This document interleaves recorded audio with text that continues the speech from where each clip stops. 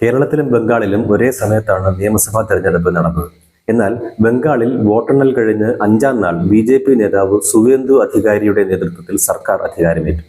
കേരളത്തിലാകട്ടെ പിന്നെയും ദിവസങ്ങൾ കുറെ പിന്നിട്ട് മെയ് 18-നായിരുന്നു വി.ഡി. സതീശൻ മന്ത്രിസഭയുടെ സത്യപ്രതിജ്ഞ. താമസത്തിനുള്ള കാരണം വ്യക്തമാണ്. ബംഗാളിൽ ബി.ജെ.പിക്ക് ഒറ്റക്കക്ഷി ഭരണത്തിനുള്ള ഭൂരിപക്ഷമുണ്ട്. അതുകൊണ്ട് തന്നെ സർക്കാർ ഉണ്ടാക്കാൻ മുന്നണിയെ അതുപോലെ ഘടകകക്ഷികളെ ഒന്നും തന്നെ കാത്തിരിക്കേണ്ട സാഹചര്യമില്ല. അതുപോലെ ബി.ജെ.പിയെ സംബന്ധിച്ചിടത്തോളം ആര് ബംഗാൾ മുഖ്യമന്ത്രി ആകണം എന്ന കാര്യത്തിൽ പാർട്ടിയിൽ തർക്കമോ ഗ്രൂപ്പിസമോ ഒന്നും തന്നെ ഉണ്ടായില്ല. അതുകൊണ്ട് മന്ത്രിസഭ ഒട്ടും താമസമില്ലാതെ രൂപീകരിക്കപ്പെട്ടു.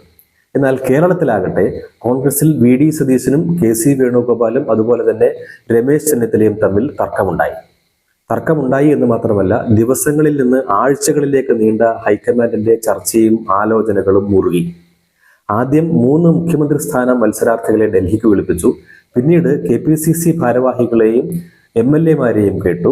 അതും പോരാഞ്ഞിട്ട് അവസാന ഘട്ടത്തിൽ മുൻ കെ.പി.സി.സി പ്രസിഡന്റുമാർ ഉൾപ്പെടെയുള്ള പ്രമുഖ നേതാക്കളുമായി ചർച്ച നടത്തി. എന്നിട്ടാണ് കെ.സി. വേണുഗോപാലിനെ തള്ളാനും അതുപോലെ തന്നെ വി.ഡി. സതീശനെ കൊള്ളാനും കോൺഗ്രസിന്റെ ദേശീയ നേതൃത്വം തീരുമാനം കൈക്കൊണ്ടത്. ഏതായാലും ബംഗാളിനെ അപേക്ഷിച്ച് മുഖ്യമന്ത്രിയെ കണ്ടെത്തുന്നതിൽ കേരളത്തിലുണ്ടായ താമസം സർക്കാർ സജീവമാകുന്നതിലും അതുപോലെ തന്നെ വികസന പ്രവർത്തനത്തിലും നിഴലിക്കുന്നു എന്ന സൂചനകളാണ് ഇപ്പോൾ പുറത്തുവരുന്നത്. ഇപ്പോഴത്തെ സംഭവ വികാസങ്ങൾ നൽകുന്ന ഒരു സൂചന, ഇവിടെ ധനസ്ഥിതി സംബന്ധിച്ച് ധവളപത്രം ഇറക്കണം. ആ ധവളപത്രം എങ്ങനെയിരിക്കണം, പുതിയ ബഡ്ജറ്റിൽ എന്തൊക്കെ ഉണ്ടാവും അല്ലെങ്കിൽ ഉണ്ടാവണം എന്നൊക്കെയുള്ള ചർച്ചകൾ ആരംഭിച്ചിട്ടേ ഉള്ളൂ. ധനവകുപ്പ് ഭരിക്കുന്ന മുഖ്യമന്ത്രി പോലും ട്രഷറി സംബന്ധിച്ച് കൃത്യമായ വെളിപ്പെടുത്തൽ നടത്താൻ തയ്യാറാകുന്നില്ല.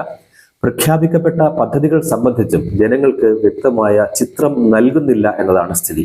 അതേസമയം ബംഗാളിലാകട്ടെ വൻകിട പദ്ധതികൾ ആരംഭിക്കുന്നതിലേക്ക് അല്ലെങ്കിൽ യാഥാർത്ഥ്യമാക്കുന്നതിലേക്ക് അവിടുത്തെ ബി.ജെ.പി. സർക്കാർ കടന്നു കഴിഞ്ഞു എന്നല്ല, ഏറെ മുന്നോട്ട് പോയി. കഴിഞ്ഞ ദിവസങ്ങളിൽ കേട്ടത് ഉപേക്ഷിച്ച സിംഗൂരിലെ കാർ നിർമ്മാണ പ്ലാന്റ് ഉൾപ്പെടെയുള്ള പദ്ധതികൾക്കായി ടാറ്റയ്ക്ക് പരവതാനി വിരിച്ചു എന്നാണെങ്കിൽ, ഏറ്റവും ഒടുവിൽ വരുന്ന വാർത്ത ബംഗാളിനും അസമിനുമായി ക്ഷീരോൽപ്പന്ന മേഖലയിൽ വൻകിട പദ്ധതികളുമായി ബി.ജെ.പി. കുതിക്കുന്നു എന്നാണ്. ബംഗാളിനൊപ്പം തിരഞ്ഞെടുപ്പ് നടക്കുകയും മുഖ്യമന്ത്രി ഹിമന്ത ബിശ്വ ശർമ്മയുടെ നേതൃത്വത്തിൽ ഭരണ തുടർച്ച നേടിക്കൊണ്ട് ബി.ജെ.പി. അധികാരം നിലനിർത്തുകയും ചെയ്ത സംസ്ഥാനമാണ് അസം.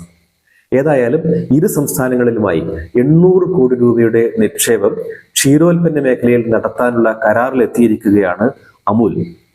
അന്തർദേശീയ രംഗത്ത് തന്നെ ക്ഷീര വ്യവസായത്തിൽ ശ്രദ്ധ പിടിച്ചു പറ്റിയ സ്ഥാപനമാണ് അമുൽ. ആകെ ചെലവിടുന്ന 800 കോടി രൂപയിൽ 650 കോടിയോളം രൂപ നിക്ഷേപിക്കുക ബംഗാളിൽ തന്നെയാണ് താൻ. രാജ്യത്ത് കറവ പശുക്കളും പാൽ ചുരത്തുന്ന എരുമകളും ഏറ്റവും കൂടുതലുള്ള സംസ്ഥാനമാണ് ബംഗാൾ. കേന്ദ്ര ക്ഷീര മന്ത്രാലയത്തിന്റെ 2025 കണക്കനുസരിച്ച് ഈ സംസ്ഥാനത്ത് 1.9 കോടി കന്നുകാലികളുണ്ട്.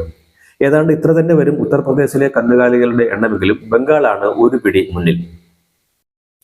പാല് ഉൽപ്പാദിപ്പിക്കുന്നതിലും ഉപയോഗിക്കുന്നതിലും ബംഗാളി ജനത മുന്നിലാണ്.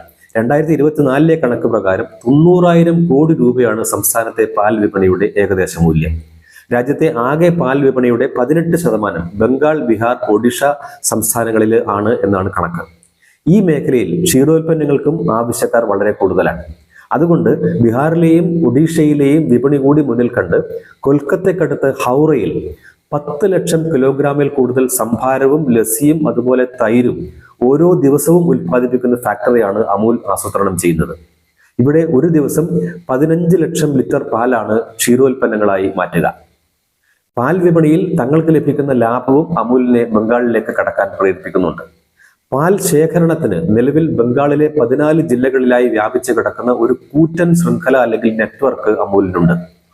വാങ്ങുക മാത്രമല്ല വിൽക്കുകയും ചെയ്യുന്നുണ്ട് എന്നുള്ളതാണ് മറ്റൊരു സവിശേഷത. ഒരു ദിവസം 10 ലക്ഷം ലിറ്ററിലേറെ പാലാണ് അമുൽ ബംഗാളിൽ നിലവിൽ വിറ്റുവരുന്നത്.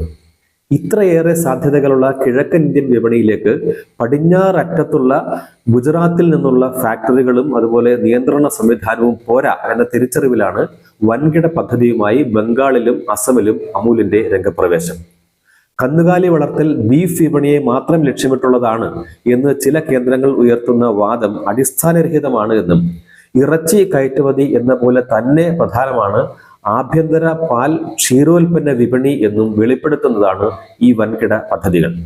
അമൂലിന്റെ രംഗപ്രവേശം കൂടുതൽ കമ്പനികളിലെ ബംഗാളിലേക്ക് അല്ലെങ്കിൽ ഈ മേഖലയിലേക്ക് ആകർഷിക്കും എന്ന് കരുതപ്പെടുന്നുമുണ്ട്.